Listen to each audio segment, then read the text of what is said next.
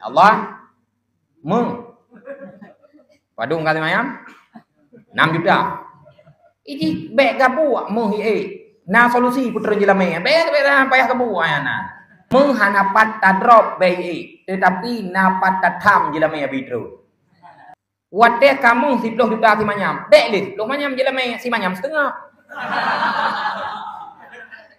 Solusi kan? Yang kenyang solusi. Nanti jangan murahmu, udah terima madi tu. Nah, udah terima madinya baru murahmu. Selama kalau terima madi baik cita-cita dia murahmu, han murah.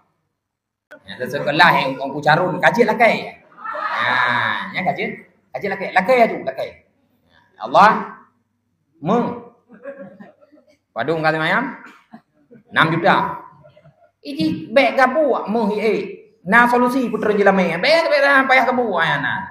Kita yang orang kan kai gabu kapulen teman tu. Ana payah gabu. Menghanapat tadrop baik tetapi napat tatam jelame bidro.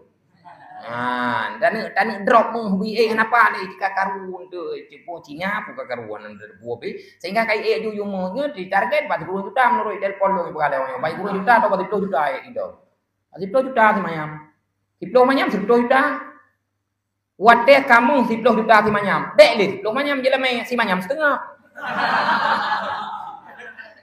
solusi kan yang kenyang solusi berarti baik ya tam untuk baik tapi pakat urang untuk puteren jelame maka tulis tagar turunkan mahar. Nah, tagarannya.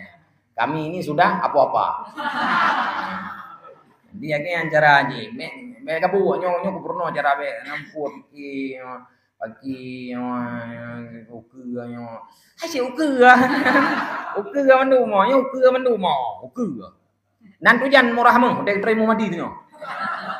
Nah, udah terima madinya baru murahmu. Selama kalau terima madi baik cita-cita dia murahmu, han murah.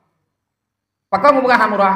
Ye 6 juta idron mangklo. Berarti badung 5 juta idron tu mangklo. Baik itu batu murah. Terus no konfirmasi dengan calon ron dan dengan calon ya tuan, calon mak tuan. Nyan solusi ji. Menyobrokon 10 manyam, 20 juta. 20 juta manyam. Nya bele dapat terus 10 manyam. Padum ci, mang manyam. 6 kali 5 badung. 20 kan? 5 mentang yung sa jipeng. Ha, go ka. Aku cara. Atom kawin ngempeng. Kawin ngempeng dengan jelame mau belah dah. Wame yang mana? Yang penting doa, wah, gebi pak saya akan datang.